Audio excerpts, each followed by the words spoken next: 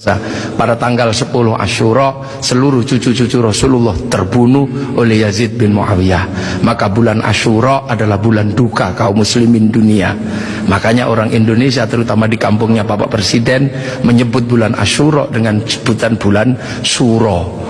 Ekornya saja yang diambil, karena orang Jawa itu sukanya ngambil ekornya aja. Muhammad diambil mat, Asyura diambil suro. Makanya di bulan Asyura orang berduka karena terbunuhnya cucu Rasulullah. Maka di Jawa ada tradisi tidak mantu, tidak nikahkan anak, itu karena bulan duka. Di Jogja ada yang namanya keliling beteng.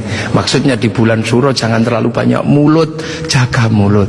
Nah di Solo mengikuti kebo Kiai Slamet, kalau kebonya keluar tainya diusapkan ke seluruh tubuh. Ini bulan duka, jangan bersolek. Dan biasanya bulan Asyura di Indonesia diikuti dengan santunan anak yatim. Nah inilah. Dan dari situ terus Islam bergerak, makanya monumen-monumen itu lahir Sayyid Ali Zainal Abidin.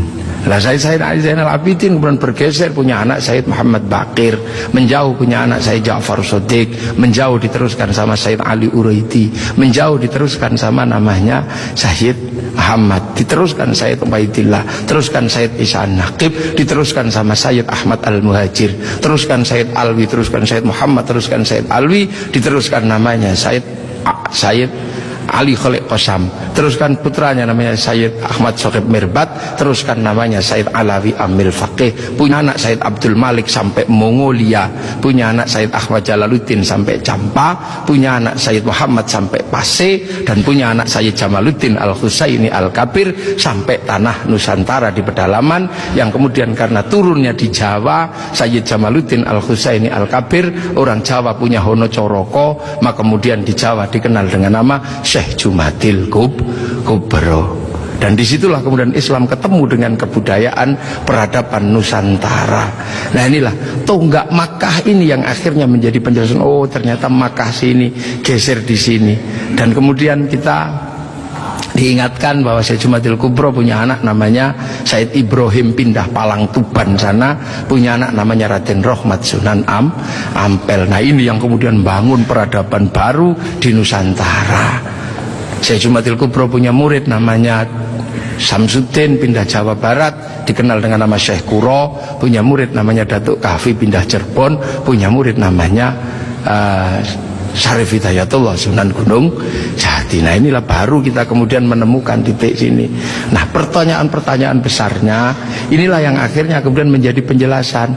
Lantas bagaimana kita mengikuti Rasulullah di tempat yang jauh ini? Rasulullah memberikan garis namanya ahli sunnah wal jamaah, bahwa Rasulullah yang diajar pertama wal jamaahnya bernama sahabat, wal jamaahnya sahabat generasi kedua namanya tabi'in, tabi'in punya generasi berikutnya namanya tabi'ut tabi'in, dan kita ini adalah generasinya para ulama yang cara pembelajarannya sangat berbeda. Di Arab sana Rasulullah mengajarkan bagaimana makan dengan 3 jari, masih bisa dijalankan sampai hari ini karena di sana masih kurma sama roti.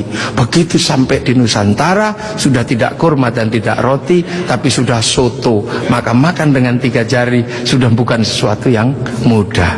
Di sana kurban pakai unta, di sini tidak lahir unta tapi lahir kerbau sama sapi.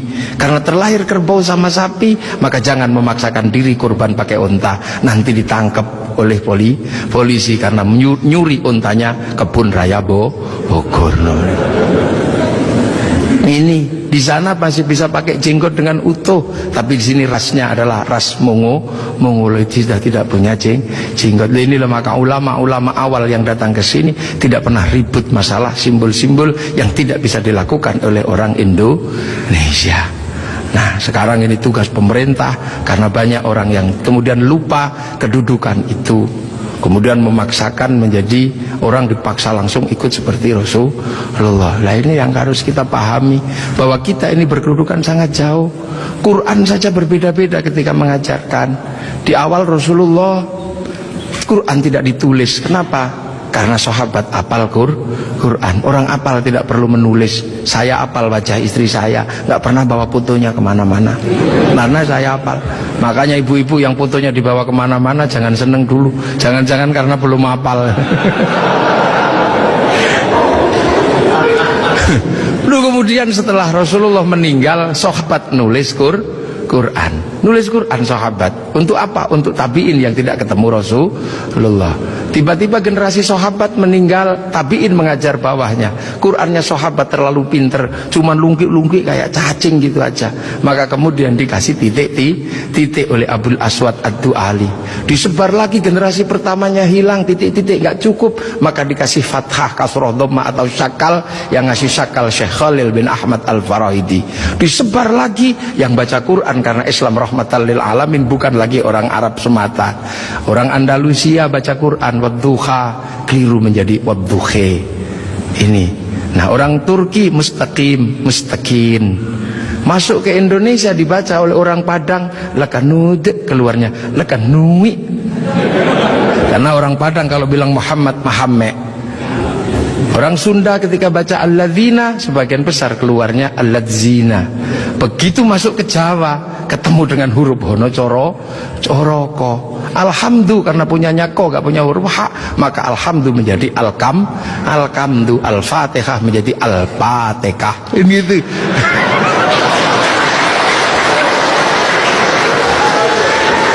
Nah ini orang kalau ngerti proses kodifikasi Quran pasti tahu. Ketika masuk ke semua negara pasti berbeda. Al-Fatihah menjadi Al-Fatihah. Dan ini yang dialami oleh Bapak Presiden Republik Indonesia. Iya, makanya Al-Fatihah itu. Ya Hayyu Ya Qayyum menjadi Ya Kayuku Ya Qayyum. Robbil Alamin kayaknya punya huruf Ain, nggak punyanya ngo, keluarnya Robbil Ngalamin. Nggak punya dot, punyanya lo, maka Ramadan keluarnya Romlan. Begitu dibaca orang Bali sangat susah karena orang Bali nggak bisa bilang tok, bilangnya tok. Maka sirotol menjadi sirotol ladzina an'amta alaihim. Islam berkembang ke semua negara dan berbeda. Ketika dibaca oleh orang Bugis alaihim, keluarnya alaihing. Karena orang Bugis kalau bilang N jadi eng, kalau bilang eng jadi N. Makanya ada dulu mantan Kabulok bernama Beduamang. Itu berasal dari Abdurrahman.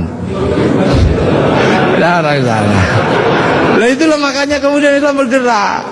Nah lantas apa? Lantas terciptalah sebuah ilmu untuk bagaimana orang di seluruh dunia Islam mampu membaca Al-Quran. Dibikinkanlah sebuah ilmu yang dikasih judul At-Tajwid fi Qiraatil Quran, yang nulis Abu Ubay Qasim bin Salam. Orang akan tahu. Nah ini generasinya para ulama. Dan yang paling besar, yang mungkin Bapak Presiden sudah pernah saya sampaikan, tapi ingin saya sampaikan lagi biar kita tidak lupa. Ada perubahan besar ketika masuk ke tanah Nusantara, di mana waktu itu tanah Nusantara sangat susah dimasuki Islam. Kenapa? Ini bangsa sudah sangat beradab. Bangsa ini bukan bangsa kecil. Tahun 1222 ke atas, sebelum tahun 1300 sudah mampu menaklukkan Mongol, yang menaklukkan Eropa, menaklukkan Arab, mampu ditaklukkan oleh kekuatan Nusantara yang namanya Singasari. Makanya hal itu bisa kita lihat betapa kita bangsa punya tinggalan-tinggalan yang luar biasa. Orang Arab punya alat musik yang namanya terbang, terbuat dari kayu dan kulit. Orang Eropa punya alat musik yang namanya gitar, terbuat dari kayu dan tali. Tapi orang Nusantara, salah satu alat musiknya adalah gamelan, terbuat dari logam. Hanya bangsa yang menguasai ilmu pertambangan yang maju dan penguasaan metalurgi yang mapan mampu membuat alat musik dari logam. Dalam cerita-cerita besar, kita juga punya cerita besar yang sama. Orang Eropa punya cerita tentang Cinderella, kita punya cerita bawang putih, bawang merah. Orang Eropa punya Samson, orang Arab punya Sam'on, kita punya Bandung Bondowoso, kita punya Sangkuriang, kita punya Sipahit Lidah.